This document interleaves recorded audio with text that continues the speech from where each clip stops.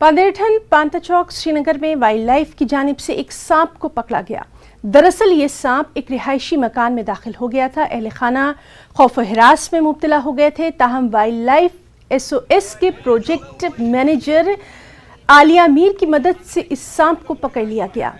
उसके बाद अहले खाना ने राहत की सांस ली और आलिया का बहुत शुक्रिया भी अदा किया।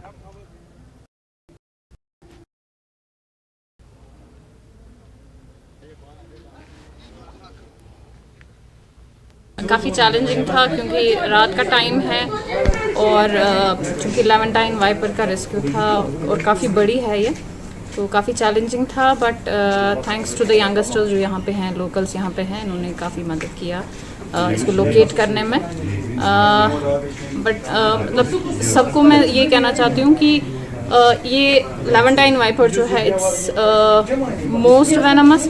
तो जो मतलब जहाँ जहाँ ये पाया जाता है वहाँ के लोकल्स को ध्यान रखें, कूड़ा करकट वगैरह ना फेंकें जिससे चूहे आते हैं और चूहों के पीछे पीछे ये गुनस आती है, ये लेवेंटाइन वाइपर आता है।